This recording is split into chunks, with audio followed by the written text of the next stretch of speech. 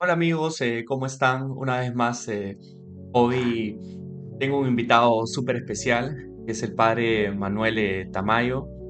Es sacerdote muy reconocido por su labor en el ámbito de las comunicaciones, de los medios digitales. También es doctor en teología y en ciencias de la educación. Al padre lo conozco ya hace varios años y hoy día va a ser súper interesante. Vamos a hablar un poco sobre el papel de los comunicadores, de los católicos en los medios. Vamos a hablar sobre el proyecto de Santo Toribio de Mogrovejo, que es un proyecto cinematográfico altamente interesante. Y vamos a conocer un poco sobre el padre, sobre su labor a lo largo de los años, pastoral, como comunicador y demás. No se olviden de seguirnos en las redes sociales, estamos más que todo en TikTok, también en YouTube, en Spotify, en Facebook. Pueden escuchar esta entrevista que no tengo duda de que va a ser sumamente enriquecedora. Padre, buenos días, ¿qué tal? ¿Cómo se encuentra? Buenos días, muy bien, muchas gracias. ¿Cómo estás tú? Todo bien, padre, todo bien. Veo, padre, que usted tiene carné de periodista. Usted, de hecho, tuvo un programa de televisión llamado Consejo Espiritual. Usted estuvo a cargo de la visita estuvo a cargo mm, de una serie de segmentos en los cuales hablaba de la visita del Papa Juan Pablo II. Veo que, ha estado que hasta ahora está bastante envuelto en este tema de la difusión, de la evangelización a través de los medios. Tiene un blog, he visto diversos videos, promueve un cineforum. Para una pregunta que le quiero hacer, ¿cómo ha cambiado un poco los medios de comunicación? Sé que es una pregunta bastante amplia, pero desde que empezó a involucrarse hasta ahora. Ha cambiado bastante. Hace muchos años no existían, por ejemplo, las facultades de comunicación en las universidades. La única escuela de periodismo que había era la de la Universidad Católica. Cuando yo era chico era la única que había. Pero yo ya tenía afición por el cine, por las comunicaciones desde muy chico. Yo estudié en La Recoleta y allí pues me enseñaron sobre todo pues las letras, ¿no? Porque uno en cuarto de media ya podía ir a las ciencias, no a las letras, me fui para las letras y tuve oportunidad pues de hacer teatro, ¿no? De estar pues en cuestiones así más literarias. También porque tengo un tío pues que fue literato, Augusto Tamayo Vargas, ¿no? Y que escribió pues varios libros de literatura peruana y americana. Y él pues fue mi padrino y entonces también me influyó bastante pues esa profesión suya, ¿no? Para las comunicaciones. En mi casa era letras también, mi papá era magistrado, ¿no? Y entonces allí en ese ambiente crecí. Yo cuando era pequeño pedía, me regalaron un proyector de cine de 8 milímetros y peliculitas esas del Gordo y el Flaco, de Chaplin, que veía Clásicos. con niño, ¿no? Y luego una filmadora y empecé a filmar en la filmadora de 8 milímetros, que la película duraba pues 5 minutos, ¿no? Y así me inicié desde la casa, yo creo, y del colegio, y después eh, ya vino mi vocación al Opus Dei, mi vocación sacerdotal, que me ocupó gran tiempo de mi adolescencia, porque esto fue 16, 17, 18 años, me fui a estudiar a Roma. En Roma estuve viviendo con San José María Escrivá en la misma casa, aprendí mucho allí y allí brotó pues toda la vocación también sacerdotal, ¿no? Y junto con la comunicación, ¿no? Porque el sacerdote también es un comunicador, debe ser un comunicador porque debe llegar a la gente, ¿no? Y entonces tuve pues allí una práctica sacerdotal en España primero, después cuando llegué aquí fui capellán de varios colegios y ahí se sumaba también pues todas las actividades de tipo de comunicación como el Cineforum, y hice varias sesiones de Cineforum, ¿no? Con películas, porque de chico me gustaba ir al cine y entonces, y tuve un programa también que hasta el año pasado funcionó 12 años, que se llamaba Cinepax, eran películas con valores que pasábamos en un canal de televisión de cable, ¿no? Entonces, ese es como el resumen. Claro, el Papa Juan Pablo II fue el gran comunicador y casi toda mi juventud fue con el Papa Juan Pablo II. Y entonces, y cuando él vino al Perú y yo estaba ya en los medios, estuve en ATV, Canal 9, hicimos una bonita transmisión y bastantes entrevistas cuando vino el Papa, ¿no? Eso me movió mucho también a la comunicación. Aparte de que escribía también en algún periódico de vez en cuando, artículos, ¿no? Y todo sobre valores, sobre cuestiones doctrinales, ¿no? Para ayudar a la gente también con el sacerdocio a que se acerquen a Dios. Padre, bueno, vamos a tocar unos temas después, pero me llamó la atención. Usted ha enfatizado que vivió con San José María Escrivá, que como sabemos es un santo canonizado por la Iglesia. Teniendo en cuenta que usted estaba bastante joven, ¿qué impacto tuvo conocer a alguien que, o sea, digamos que si se puede decir ya olía a santidad, eh, el estilo de vida que tenía y era una persona bastante reconocida, pero qué impacto tuvo de manera particular, ¿no? Porque pocas personas tienen esa bendición de conocer a alguien que luego se vuelve santo, ¿no? Y tengo entendido que también ha conocido al beato Álvaro del Portillo. Me gustaría que nos cuente un poco qué se siente, cualquiera se lo puede Claro, preguntar, ¿no? Conocer a un santo, digamos, claro. Yo tenerlo de tú a tú. conocí el Opus Dei cuando estaba en tercero de media, tenía 14, 15 años. Y me hablaban pues siempre del fundador del Opus Dei, José María Escrivá de Balaguer, que estaba en Roma. Y yo durante toda esa adolescencia pensaba que era un gran personaje, que, ¿no? El fundador, que estaba en Roma, muy, muy alto, muy, ¿no? Y luego, cuando ya cumplí los 20 años, me voy a Roma y voy a la casa central del Opus Dei hasta que llegó el día en que lo conocí, ¿no? Entonces, la impresión fue que ese personaje que yo tenía como muy alto estaba a tu altura, ¿no? Como si tuviera tu edad. Y se fijaba mucho en lo que tú le contabas o le decías, ¿no? Y se interesaba por mi familia, cómo estaba, ¿no? Por la profesión que yo tenía, me preguntaba muchas cosas, ¿no? Era muy cercano, y uno le da la impresión, cuando uno es joven, que era como una preferencia que tenía conmigo, pero no, era con todo el mundo, con todos los demás estudiantes, estaba súper cercano, ¿no? Bueno, a mí me impresionó mucho. Y luego pasaron los años, yo estuve allí, aprendí mucho de él, y cuando pasaron más años y él fallece y pasan más años todavía y lo beatifican en la Plaza San Pedro y luego lo canonizan el año 2002, yo estuve presente en la Plaza San Pedro en la canonización. Después de haber estado viviendo con él, te impresiona muchísimo, ¿no? Estar en la Plaza San Pedro y verlo canonizado por Papa Juan Pablo II, ¿no? Fíjate que algo parecido me pasó este año con el Papa actual, con Papa León, ¿no? Porque el Papa León XIV, yo lo conocí en Chiclayo, hemos estado juntos muchas veces, hemos almorzado juntos, hemos hablado muchas cosas, y de que salga Papa, ¿no? Este, hace unos meses fue una sorpresa grande, pues son esas sorpresas grandes de la vida que se te quedan grabadas, ¿no? Y dices, caray, ¿no? Qué suerte he tenido de estar pues con estas personas, ¿no? Claro. Yo pienso que muchos católicos o personas de fe tenemos a veces una idea un tanto distorsionada de la santidad. Lo vemos como una cuestión altamente remota o tenemos bastantes prejuicios en relación a los santos y no lo vemos como algo que es viable en la medida que nos dejemos tocar por Dios, por la gracia. eh, y quiero preguntarle también, cuando conoció también a don Álvaro del Portillo y ya es beato, o sea, de alguna forma usted ha podido ver que los santos son distintos, ¿no? No es como un Sí, molde único, que todos son muy idénticos. ¿Cómo sí. lo ha percibido? Claro, claro. Lo que decías antes, aquí en el Perú sí que hay una devoción por los santos, ¿no? Con los santos peruanos, muy buena, que yo he percibido como sacerdote, ¿no? Que le tienen demasiada devoción a muchos santos, ¿no? Yo ahora pues estoy, como tú dijiste al principio, estoy motivando mucho la película de Santo Toribio de Mogrovejo, que es un santo también impresionante, que no se le conoce mucho, ¿no? Pero veo que Santa Rosa, San Martín, los otros santos, sí, la gente le tiene bastante devoción, y tienen bastante devoción también por los sacerdotes, veneración por los sacerdotes. Yo siento que cuando voy por la calle me piden la bendición aquí en el Perú, ¿no? Veo eso, ¿no?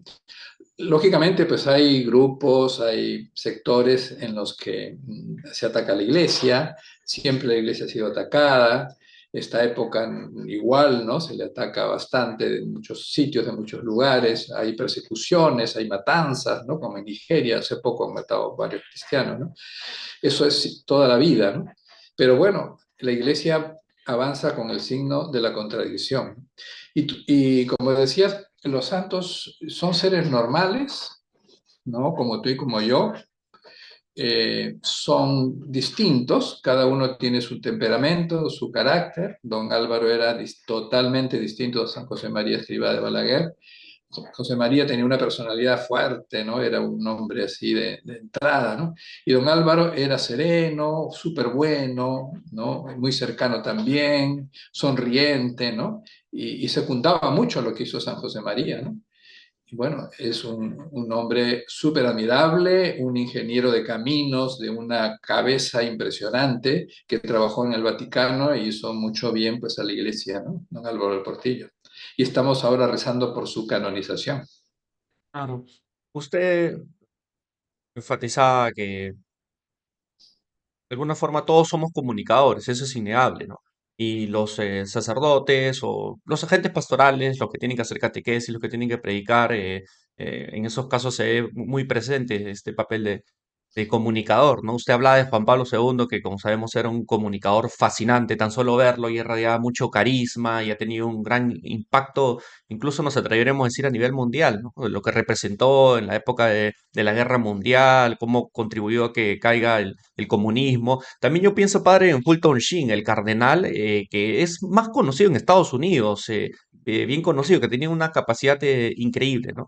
Yo lo que quería preguntarle, y esto es interesante, porque hace 2 semanas nos pasó algo curioso con unos amigos. Fuimos a una misa, a una iglesia distinta por X motivos, y había una homilía que duró 40 minutos del padre, ¿no? Fue más que todo como una charla teológica, bastante, en verdad fue tediosa. Y el Papa Francisco ha hecho cierto hincapié en ese tema, o hacía, de que deben ser un tanto breves, no más de 10 minutos, por ahí. ¿Usted qué opina sobre esta formación como comunicadores que tenemos que desarrollar, sacerdotes o catequistas? ¿Cómo la ves? Es- Santo Tomás de Aquino distinguía entre la locutio y la illuminatio. Y decía, la locucio es cuando tú preparas una clase, preparas una homilía, preparas una charla y estás preparándola como para que te escuchen, ¿no? La gente, ¿no? Más está preocupado en lo que tú, cómo vas a quedar tú frente a la gente, ¿no? Que te apruebe, ¿no? Eso que tú le dices. Y la iluminación es cuando eso que tú preparas penetra en las personas, en la cabeza y en el corazón de las personas. Y entonces los sacerdotes tenemos que fijarnos en las personas, ¿no? Y bueno, si hay unos intelectuales que no necesitan una cosa bien estructurada, entonces uno prepara una clase para esos intelectuales, pero una homilía en una misa para gente que es más o menos sencilla, uno tiene que mirar pues a las personas y decir, yo tengo que tratar de que reciban lo que yo les puedo transmitir, ¿no?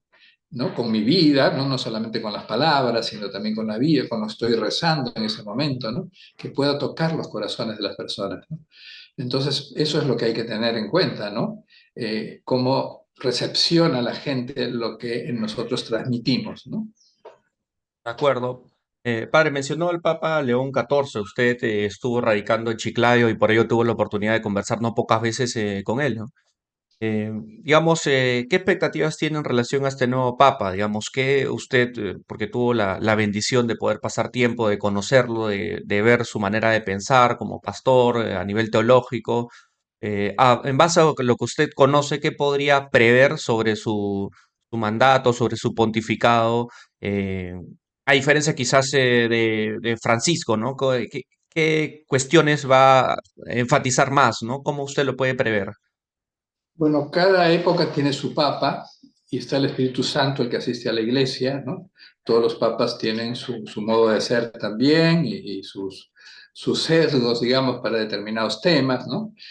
Me preguntas de este papa último que he conocido, veo que es una persona muy inteligente, que habla varios idiomas, que conoce bien la doctrina, que sabe dónde hay que ir, ¿no? Y que además ha sido pues un misionero, estuvo en el Perú, recién ordenado sacerdote en Chulucanas, en Piura, luego estuvo en Trujillo, después ya fue a Estados Unidos y lo nombraron superior de los agustinos en Roma y de ahí le nombraron obispo de Chiclayo. Cuando yo estaba en Chiclayo nos asombró que le nombraron obispo de Chiclayo a un americano, porque así lo conocíamos como norteamericano, que llegaba a Chiclayo sin conocer Chiclayo, ¿no?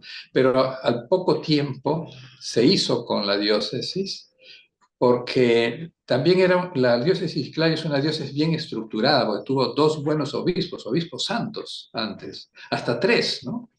Monseñor Figueroa fue el primero, luego estuvo de obispo auxiliar Monseñor Sánchez Moreno un tiempito, pero estaba junto con Figueroa, luego lo nombran a Monseñor Ignacio María Orbegoso, que era, ¿no?, un médico español, ¿no?, que estuvo primero en Auyos y fue un misionero tremendo, ¿no? Y bueno, fue a Chiclayo, y luego Monseñor Jesús Moliné, y después de Monseñor Jesús Moliné estuvo ya este Monseñor Prevost, ¿no?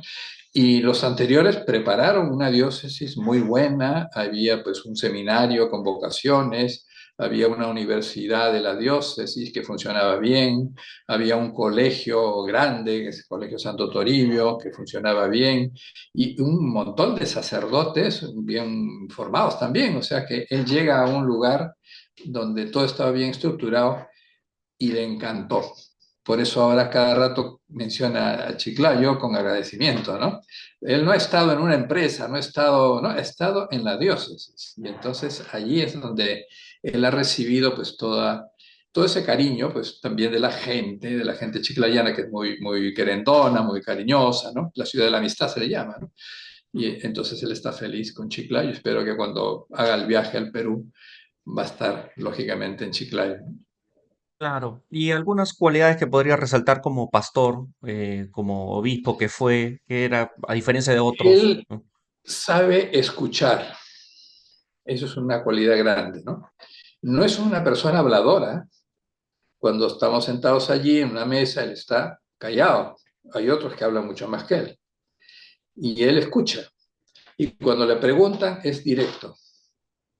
Responde a la pregunta que se le hace. No se va por la tangente, ¿no? Y se interesa por las personas. Por un sacerdote recién ordenado se interesa. Y lo llama por teléfono, ¿no? Eh, si tú le escribes un WhatsApp, te contesta, ¿no? Eh, o sea, está pendiente de las personas, pendiente de los demás, quiere servir a los demás, ¿no? Es el pastor ideal, pues, porque no está allí guardado, encerrado, sino que está al servicio de la iglesia. Claro, y era bastante insospechado. Digamos que no estaba en el radar de los medios de comunicación que iba a salir elegido. Una, Bueno, el o Papa Francisco lo lleva a Roma, lo hace el jefe allí del episcatorio de los obispos, después lo nombra cardenal rápido, ¿no? Lo tenía bastante, lo había puesto bastante arriba, ¿no? Y entonces, como yo lo conocía, pues lo seguía también, ¿no? Quizás mucha gente no lo conocía, ¿no? Y le pareció, no, desconocido. Pero bueno, este, yo creo que ha sido una elección muy buena y que el Espíritu Santo ahí ha movido a los cardenales para que eligieran a Monseñor Prevost. mira, usted dijo el Espíritu Santo haya movido. Se suele decir que el Espíritu Santo elige al Papa. ¿En qué medida eso No, es exacto? no, Porque los justamente, cardenales eligen al Papa. eh, El eh, Espíritu Santo asiste a la iglesia, ¿no? Y mueve los corazones de todas las personas. Y los cardenales también son personas, ¿no? Y parece esa función que están haciendo, que es tan importante, que es la elección de un Papa, ¿cómo no va a mover el Espíritu Santo, ¿no? O sea, claro, no es que padre, el pero Espíritu Santo los elija, sino las personas son libres, como nosotros somos libres, llamamos al Espíritu Santo, el Espíritu Santo enciende nuestros corazones, pero somos nosotros los que decidimos las cosas. Igual pues los cardenales, ellos son los que han decidido. de acuerdo. Entonces, eso es importante porque a veces se pasa por alto. Es decir, nosotros los cardenales, como cualquier ser humano, tiene libre albedrío de dejarse llenar por el Espíritu Santo que le ayuda a discernir y escoger al mejor papa en Claro, base a, bueno, en una claro. época Ahora, determinada, ¿no? Claro. podría haber, por ejemplo, tú sabes que el pecado contra el Espíritu Santo es el que no se perdona, ¿no? Sí, claro. Entonces, una persona, por ejemplo, no quiere saber nada con el Espíritu Santo y decide, es libre para decidir, pero allí no está el Espíritu Santo. Podría pasar también con algún cardenal, podría pasar, ¿no? Que si no tiene bien su vida interior, su vida de trato con Dios, su piedad no le funciona en ese momento y no elige de una manera pues, política, digamos, podría ocurrir, ¿no? Bueno, ahora el Espíritu Santo asiste a la iglesia en general y cuando nosotros rezamos por la iglesia, también esas oraciones ayudan a que las elecciones sean como deben ser, ¿no? De acuerdo. Padre, usted dio una charla titulada La proximidad en las redes sociales. Lo dio hace 11 años y uno la puede encontrar en YouTube, ¿no?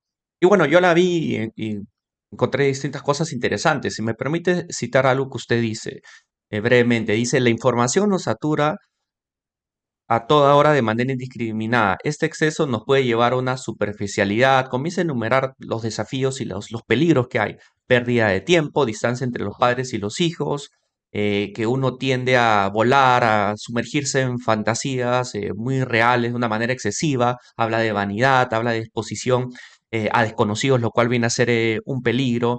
La manía de querer estar revisando el celular, lo vemos en las universidades, en los colegios, y los profesores se frustran, se desesperan. También hay una curiosidad malsana, como podemos enterarnos de cualquier cosa. Este deseo de morbo está muy presente, ¿no?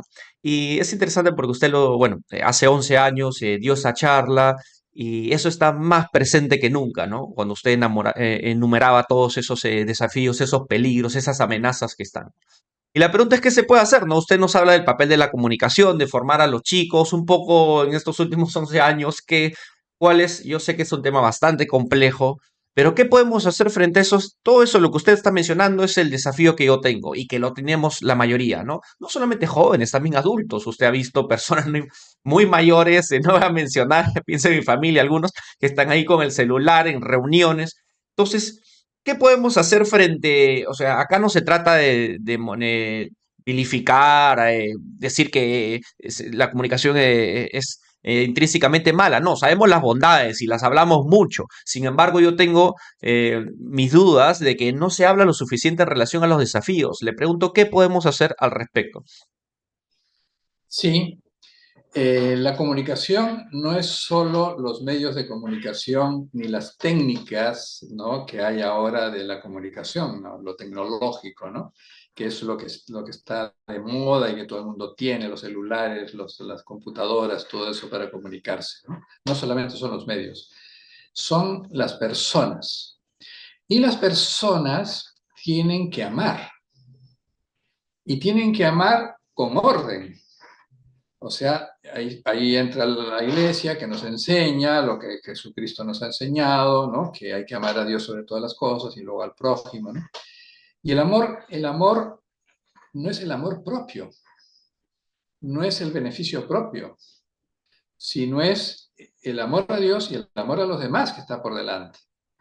Y si yo amo a Dios y amo a los demás, me estoy comunicando con los demás para que los demás puedan recibir de mí no algo egoísta, que yo quiero apoderarme de alguien o quiero utilizarlo para algo, ¿no?, sino soy el servidor de esa persona. ¿Qué cosa necesitas? ¿Qué te duele? ¿Qué cosa quieres aprender? ¿Qué te puedo dar? ¿Cómo hago para dar lo mejor de mí para que tú puedas tenerlo, ¿no? Todo eso es lo que es la comunicación, ¿no? Se comunican, por eso se comunican valores, se comunica amando a las personas, ¿no? No es una comunicación para destruir, ¿no? Para calumniar menos, ¿no? Para mentir o para machacar a alguien, para maltratar a alguien, ¿no? La comunicación, por eso yo a los medios de comunicación también les digo, ¿no? Los medios de comunicación no pueden ser pues la prensa amarilla, que todo es, ¿no?, violencia, ¿no?, que buscan la noticia por la noticia, ¿no?, y piensan que eso es la libertad, ¿no?, y están invadiendo de cosas negativas y dicen, eso es la libertad, ¿no? La libertad está con el amor. está con lo positivo. Está, claro, aquí hay que conocer las otras cosas también, pero las conocemos cuando amamos, no cuando criticamos, no cuando condenamos, sino cuando amamos es cuando conocemos que también hay un mal, ¿no? Y hay que evitar el mal, ¿no? Y entonces hay que comunicar cosas muy buenas. San José María decía, hay que ahogar el mal en abundancia de bien. Entonces tengo que tener abundancia de bien para poder ahogar el mal. De acuerdo. Usted justamente ahí dice, si una persona está bien, se vuelve comunicadora de algo bueno. Digamos que todo depende de lo que yo llevo dentro, ¿no? Eh, Exacto. a mí hasta a veces, padre, me ocurre que he dejado de lado mi oración nocturna porque estoy enfrascado en cosas tecnológicas, ¿no? O incluso cosas que pueden ser buenas, ¿no? Como, no sé, editar videos o viendo algo y termina pasándole factura a mi vida espiritual. O sea, puedo orar en la mañana, puedo ir a la iglesia en la tarde, pero en la noche y bueno, está de más decir lo que nos advierten muchos expertos, que por ejemplo la luz de la pantalla repercute en tu calidad de sueño y demás. Entonces, incluso cuando me voy al Santísimo, me ocurre que a veces estoy con mi celular y me gana la tentación y veo un mensaje que me hace perder la concentración, ¿no? Digamos que consejos prácticos usted nos podría dar, vida espiritual, o sea, y acá no se trata Ah, una vez mira, más. Sí. está en los evangelios. ¿Tú te acuerdas de Marta y María? ¿No? Marta era muy buena mujer y estaba preparando la comida para Jesús. Quería preparar lo mejor para darle a él, como muchas mamás que quieren darle la mejor atención a sus hijos, a su esposo, ¿no? Era una hacendosa, ¿no? Marta. Pero María, Jesús estaba en la casa allí y María estaba escuchando al Señor, ¿no? Y Marta le reclama, dice, pero mira, estoy trabajando y tengo mucho trabajo y María no me ayuda, ¿no? Y el Señor le dice a Marta, Marta, Marta, tú te afanas mucho en tus cosas, pero María ha escogido la mejor parte. ¿Qué parte escogió? Escuchar a Dios. O Contemplarlo. sea, no le está diciendo que estaba mal lo que estaba haciendo, el trabajo que tenía, todo ese agobio de trabajo, sino que había que buscar un espacio y que si Dios está allí, es más importante Dios y además Dios que quiere decirnos cosas importantes a través de la oración, ¿no? Entonces uno para todo para escuchar a Dios, ¿no? No es que Dios venga a cualquier rato, ¿no? Hay unos momentos que nosotros también ponemos en nuestro horario, de nuestras oraciones, pero esos momentos son los estelares, los que tenemos que cuidar mucho, ¿no? Yo también tengo que cuidar mucho el tiempo ahora porque en unos minutos tengo que ya salir de... Sí, claro. Sí, claro, ahí tiene 5 minutos, me dice. Justo quería entrar al tema de tu ¿Sí? Toribio. De acuerdo. Justamente, padre, usted está a cargo del proyecto cinematográfico sobre la vida de Santo Toribio de Mogrovejo, ¿no? Usted es un impulsor de esta producción. En verdad que pocos conocen sobre la vida de este santo, ¿no? Si hablamos de santos peruanos, uno asocia con quiénes, San Martín de Porres, Santa Rosa, pero muy poco sabemos, ¿no? Usted nos habla que a raíz de un encuentro que tuvo el cardenal Cipiate con Benedicto, Benedicto XVI le comentó, ¿no? ¿Y qué se puede hacer o qué vas a hacer un poco para difundir la vida de este santo que lamentablemente una vez más no se conoce mucho, ¿no? Digamos, padre, usted al leer su vida, que es fascinante la vida de este santo, ¿qué cosas le llamó la atención? Porque usted se identificó particularmente con esto, ¿no? Es impresionante la vida de Santo Toribio de Mogrovejo y lo que hizo no solo por el Perú, sino por toda Hispanoamérica. Era una persona que no era muy habladora tampoco, pero era una persona súper justa, súper honrada, no era cuadriculado, ¿no? Era una persona que tenía llegada a la gente y que él mismo hacía las cosas. Siendo arzobispo de Lima, iba al último caserío para encontrar a la última persona allí para bautizarla, para confirmarla, ¿no? Hizo unos viajes tremendos por costa, sierra y selva, lomo de mula, ¿no? Y de hecho pues murió en Saña, ¿no? En uno de esos viajes apostólicos que hacía, ¿no? Hizo unos concilios espectaculares con gente de distintas diócesis que venían también meses de viajes para poder llegar al concilio. tradujo la Biblia y tradujo el catecismo lo tradujo al quechua y a la aymara, ¿no? Hizo el seminario de Lima y vinieron muchas vocaciones en esa época de Santo Toribio y tenía relación pues con el virrey, con el rey, con el papa, ¿no? Todo un personaje importantísimo. Ahora que estuve en España presentando el proyecto Santo Toribio, me dijeron muchas instituciones españolas que están luchando para hermanar nuevamente España con los países de Hispanoamérica. Y me dijeron, hay una película que ha salido que se llama Hispanoamérica, que es una película que habla pues de la evangelización y que sirve también para eliminar las leyendas negras que se han hecho en contra pues, de la evangelización, ¿no? Como si fueran los españoles los que se llevaron el oro, los que nos maltrataron. Por supuesto que en esas épocas había todo tipo de personas, ¿no? Y de hecho Santo Toribio pues, fue un justiciero también en ese momento, ¿no? Defendió mucho a los indígenas, ¿no? Como otros sacerdotes también, pero la evangelización fue una cosa maravillosa, ¿no? Somos católicos, somos cristianos gracias a la vida de muchos sacerdotes, y entre ellos Santo Toribio de Mogrovejo, ¿no? Que evangelizaron a América del Sur. Entonces es muy importante hacer estos hermanamientos. Y ahora se han juntado universidades con nosotros para el proyecto Santo Toribio, que no solamente es la película, vamos a hacer el camino de Santo Toribio como el camino de Santiago, ¿no? Y están haciendo en algunas universidades talleres con los alumnos, algunas obras de teatro para enseñar la vida de Santo Toribio, de tal modo que cuando se cumplan los 300 años de su canonización dentro de 2 años, ojalá pueda estar la película. Estamos encomendando para que esté para esas fechas. De acuerdo. Entonces, su testimonio viene a ser muy fresco, muy apropiado, atinado para esta época porque, bueno, vemos que hace siglos, ¿no? Y es interesante lo que habla de la leyenda negra, ¿no? Porque generalmente lo vemos, incluso lo aprendemos en el colegio como una cuestión blanco y negro, ¿no? Los buenos contra los malos, cuando dentro del Tahuantinsuyo, los mismos indígenas, ¿no? Había genocidios, había unas cuestiones terribles, horrendas, ¿no? Y había gente muy noble, muy buena, muy santa que vivía de acuerdo al evangelio, ¿no? Entonces, esto es algo que tiene, en verdad, tendría gran repercusión, ¿no? Un poco cómo entendemos la historia, ¿no? Padre, ya sé que está con el tiempo, me gustaría hacerle la última pregunta, padre. Usted siempre suele hablar de trato con Dios, ¿no? Trato con Dios, nos dice bastantes veces, ¿no? En sus charlas, trato con Dios, ¿no? ¿Cómo entiende usted ese trato con Dios? Bueno, como una amistad con Jesucristo. El Papa Juan Pablo II decía que Jesucristo era un dulcísimo, pero también un exigentísimo amigo, que cuando uno se encuentra con él ya no puede seguir viviendo como si no se hubiera encontrado. O sea, cuando hay amistad, pues hay cariño, hay cercanía, ¿no? El amigo facilita las cosas al amigo, pero también el amigo tiene que decir la verdad.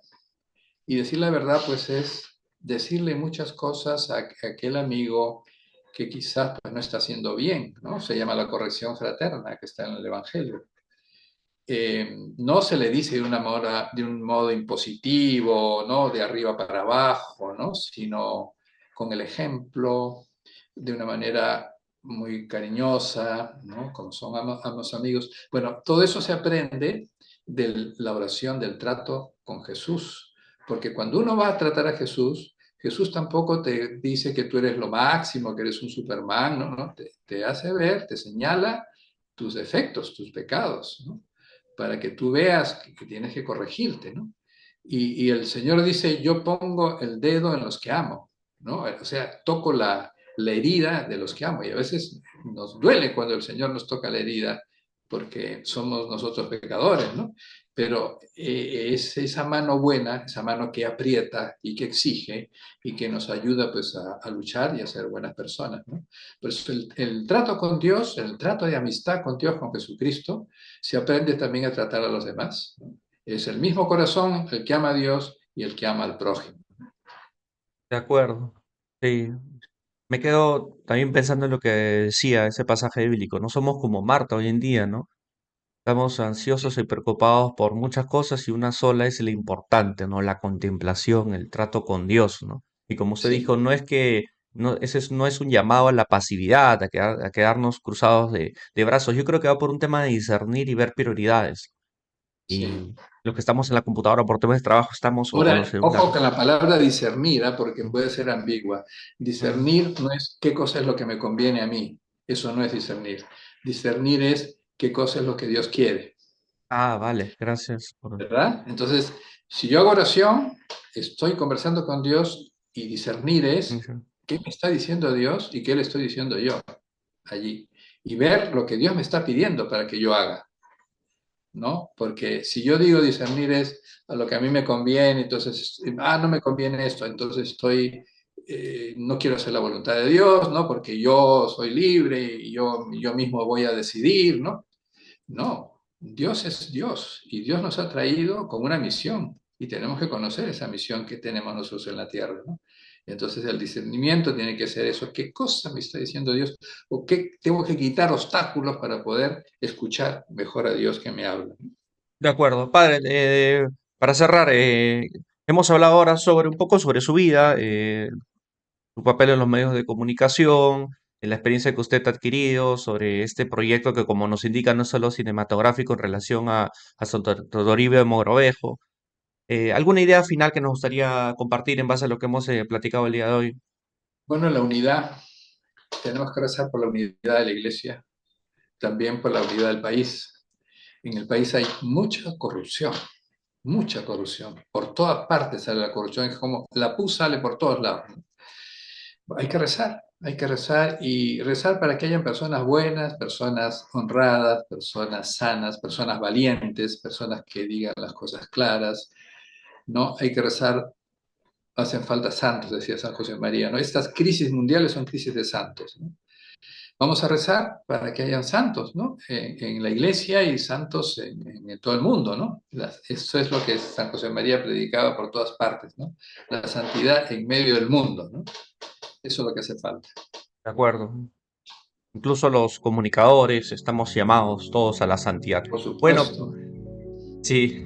Bueno, padre, muchas gracias por su tiempo. Fue un placer. Espero que haya otra oportunidad también de conversar. Ahí me hubiera gustado ir platicar otras Sí, cosas también sobre Santo sí, Toribio, ¿no? en otra Toribio. oportunidad podemos otra vez conversar de otros temas, Sí, sí, lógicamente, ¿no? No hay sobre Santo problema. Toribio. Tenía una serie de preguntas. Es que es un Ah, personaje fascinante, ¿no? perfecto, Fascinante. perfecto, Claro. perfecto. Y en la medida que vamos avanzando también tendremos más novedades sobre la película. De acuerdo, padre. Ahí estoy compartiendo justamente ahí videos e información al respecto, ¿no? Bueno, padre, muchas gracias. Que tenga una gran semana. Gracias Gracias por su también. tiempo. Y estamos ahí Gracias. conversando. Muy bien, hasta luego, hasta luego. Si has llegado hasta acá es porque encuentras este video valioso. La mayoría de usuarios que lo ven se olvidan de suscribirse. Así que te pido que te suscribas, dejes un comentario, pongas campanita y se lo compartas a quien consideres que le pueda resultar igualmente útil. Y por último, no te olvides que en la medida que haya gente que se suscriba, podemos hacer contenido de